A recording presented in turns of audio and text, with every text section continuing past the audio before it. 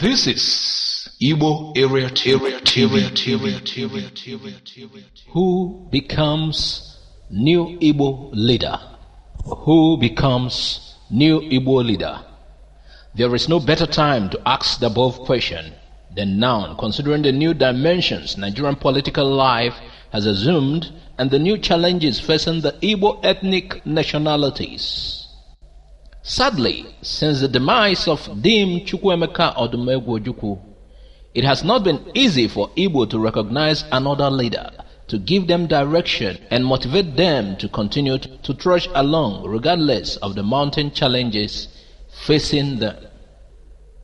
The periods before, during, and after Nigeria's independence witnessed a plethora of leaders for the various ethnic groups in Nigeria. In truth, there is no ethnic group that can muster sufficient clout in any nation to assert itself, especially in a heterogeneous society as ours, without a visionary and courageous leader. From time immemorial, choosing a leader has always posed a problem to Igbo, to the extent that it is widely believed that it would be difficult for them to accept to be under anybody's leadership. The axiom Igbo enweze, literally meaning Igbo have no king, took its roots from this reasoning. The closest Igbo came to having an anointed leader was when great Zeke of Africa, Dr. Nnamdi Azikiwe, returned from Pennsylvania, United States of America in 1934 to join the independence struggle. Contrary to the expectations of Igbos that Zeke would emerge and operate as a parochial and clannish leader, he instead took a Pan-African posture. His reasoning, actions, and utterance were skewed towards achieving the ultimate goal of uniting the whole of Africa and building bridges across tribes, religions, and states. His fame spanned every length and breadth of the world. There is hardly any part of the globe that does not recognize the role of this great son of Nigeria, the role this great son of Nigeria played in the integration of Africa into the international sphere and space. Even his death has not diminished his stature or status globally. No wonder his life has remained a case of study in many tertiary institutions across the world. At Pennsylvania University, where he lectured for many years, he towers like a colossus, even in death. Indeed, the tenure of Zeke as president, instead of particularly advancing the interests of the Igbo, furthered the overall interest and sovereignty of the Nigerian nation, which he loved with immeasurable passion. Even in the build-up to the pogrom of 1966 that led to the massacre of Igbo, Zeke maintained a non-partisan and a neutral position. He rather strove after the unity and peace of Nigeria. This position attracted to him scorn from some of his people. Though he was highly rated and respected among Igbo, this did not make him a truly Igbo leader. So, Igbo continued their search for a real leader that will meet their aspirations as a people and promote their interests in a complex nation as Nigeria. Curiously, at this critical time, other tribes such as Yoruba and Hausa had instituted leaderships led by Chief Obafemi Awolowo, former Premier of Western Nigeria, and Sir Ahmadu Bello, Sardauna of Sokoto and former Premier of Northern Nigeria, respectively. The culture of political suaveness and dexterity they stood for is still dominant in their respective regions till this day. Probably, this accounts for the advantage both regions have had over other regions, especially the Southeast geopolitical zone that has found it grueling to find its feet in Nigeria's political space. As expected, some critics of Igbo origins have constantly blamed this on Zeke's over-compromising politics. Yoruba place in Nigeria's socio-political development has been quite pivotal, placing them at a strategic position for survival. While other tribes are running helter-skelter, seeking solution to their endemic marginalization, Yoruba will be celebrating the 107th anniversary of the birth of their life leader, Chief Awolowo. That is the beauty of leadership thrust of the famed late Yoruba leader. Nevertheless, the test for Igbo unity and identity came when they were faced with annihilation in the mid-60s. They desperately wanted a leader to take them out of the land of Egypt into the promised land. They looked towards the east, west, north and south for a Messiah, but none came. Fearing that his people might be wiped out of the face of the earth, Chukwuemeka Odumegwu Ojukwu was moved to take up the leadership gauntlet to fight for the emancipation of his people from internal colonialism and neo-imperialism. The desire to lead Igbo was a personal critical choice made entirely by Ojukwu himself. He was neither goaded nor coerced. He assessed himself very critically and felt he fitted into the picture of an emerging Igbo leader. His interest in the leadership of Igbo was not for personal gains, but it was born out of exigency. What would a graduate of history from prestigious Oxford University, United Kingdom, and a son of a multi-billionaire businessman be doing with the leadership of a people thought to be inexorably complex? In any case, the attitude of Ojukwu to the Igbo project was one totally opposed to self-aggrandizement and self-glorification. He was unwaveringly committed to the freedom of his people and the carving out of an identity for which they would be recognized and respected. It was in strict pursuit of this agenda that he led them to a 30-month civil war of liberation from annihilation. The choice to go to war was the only option available to him at the time. It took a man of Ojukwu's clout and courage to lead a complex and ambivalent race as Igbo to war without any opposition. Those opposed to war in whatever guise did that surreptitiously as they lacked the boldness to withstand the unison of Igbo to defend themselves. It could therefore be said that Ojukwu defied the age-long attitude of the Igbo not to subject themselves to the leadership of one man. Again, the war has torn to shreds the thinking that Igbo are difficult to lead. What, however, distinguished Ojukwu and reduced opposition to his leadership was his intellectualism, simplicity, sincerity of purpose, the popularity and the word of his father, courage, vision, and military background. Ojukwu was many things rolled into one, yet he was unassuming and urbane. Even though the war was a very difficult one to prosecute, Ojukwu still managed to keep his nation afloat, despite the sophistication of the enemy's weaponry and allies.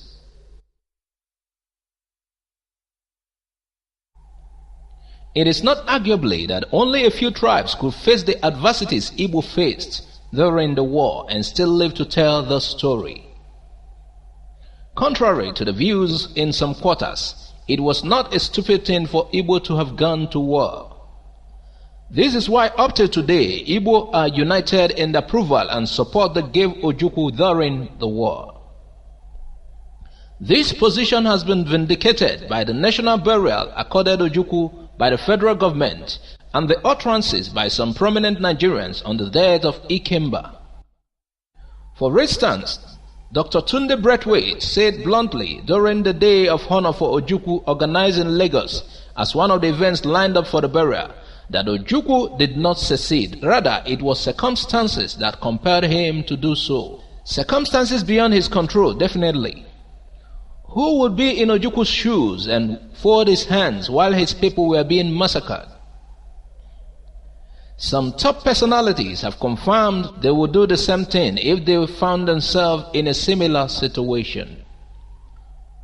All that happened during and after Ojukwu's death and burial underscored one point, that Ojukwu was great in life and death.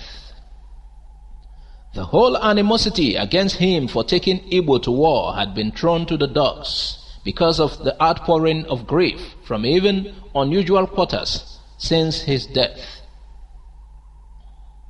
The greatness of Ojukwu in death was succinctly captured by former President Goodluck Jonathan at Nnewi on the day Ojukwu's remains were being interred.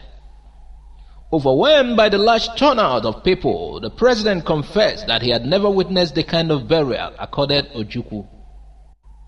The president was absolutely right. I made the same point in my piece at the time, in which I stated that the only burial that could come close to Ojukwu's was Zik. Even at that, Zik's funeral was not as elaborate and celebratory as Ojukwu's.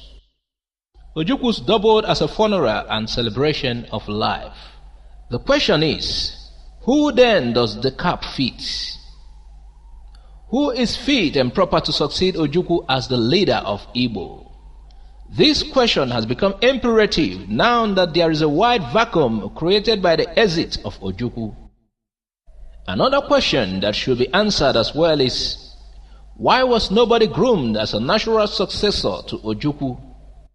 Yoruba, for instance, had the same problem after the death of Chief Awolowo in 1987. But the difference between Zik and Awo is that while Yoruba see Awo as their leader unto death, and after death, Igbo have almost forgotten everything about Zik. The desolate state of Zik's mausoleum, his final resting place in Onitsha, is a pointer to how much reverence Igbo have for him. I find it inexplicably that the mausoleum would remain in its present state when there are numerous billionaires in Igbo land. Why have we not come together to get the place completed instead of waiting for the federal government to do so? After the death of Awo, Chief Abraham Adesanya emerged as the acclaimed leader of Yoruba. His tenure was characterized by crisis among key Yoruba cultural and political organizations, making it difficult for him to wield as much influence as Awo. Nonetheless, after Adesanya's death and up till now, Yoruba are yet to formally nominate a successor. But since nature abhors a vacuum, a leader in person of Asiwaju Bola Ahmed Tinubu has stepped in.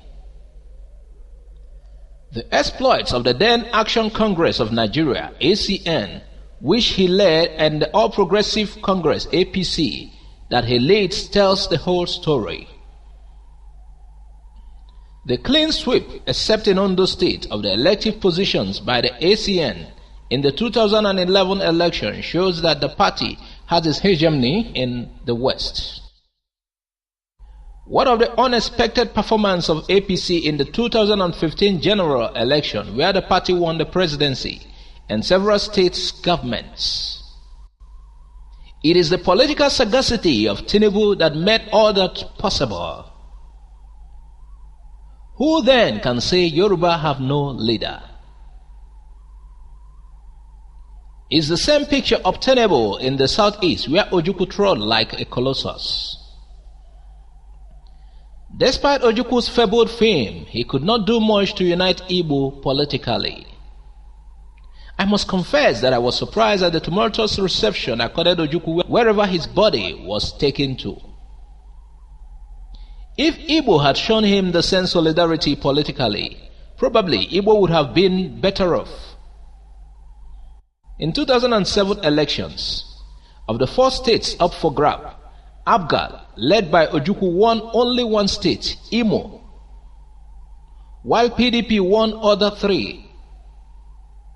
Generally considered, while PDP controlled 3 states, Abia, Enugu and Ebonyi, Abga controlled 2 states, Anambra and Imo. Later, Rochas Okorosha dumped Abga and defected to APC.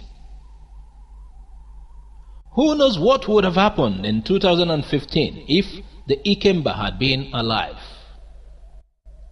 The truth of the matter is that Igbo are not united in the pursuit of their common good.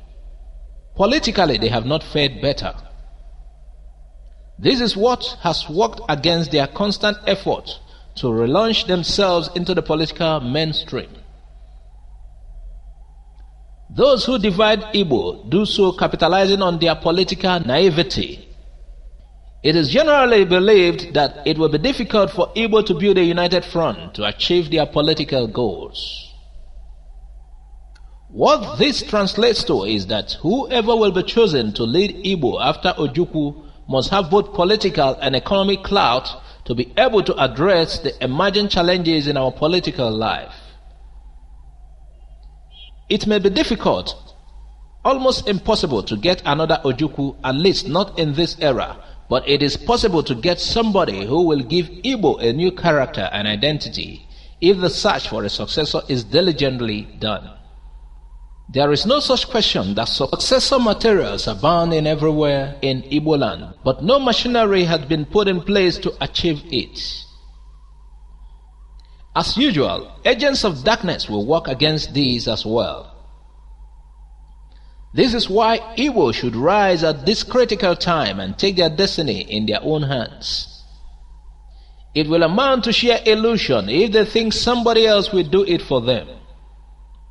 They should build on the solidarity and goodwill gained from Ojukwu's exploits to launch into prominence. What Igbo do not need at this time is unnecessary animosity and hatred. There is urgent need for them to come together and marshal out plans on how to attract more amenities to Igbo land, build a solid political base, and safeguard themselves from intimidation and annihilation wherever they may reside. I felt bad when Igbo were killed by Boko Haram in the north. As peaceful as forward-looking people, they did not retaliate. As much as Igbo are peaceful and law-abiding, their rights and personality cannot be trampled upon. The time has come for Igbo youth, elders, men and women to stand and be counted in effort to choose a courageous, credible and confident leader to succeed Ojukwu. Delay, they say, is dangerous. The mistakes of the past should be consigned to the bowls of history. All aggrieved persons should bury their hatchets and work for the peace and unity and progress of Igbo land. This article was written by Dr. Oji Uzokalo, the Kalo Leadership Series, called from www.sunnewsonline.com. Thanks for listening to Igbo Area TV. God bless you. Please subscribe to our channel for more updates. Bye for now.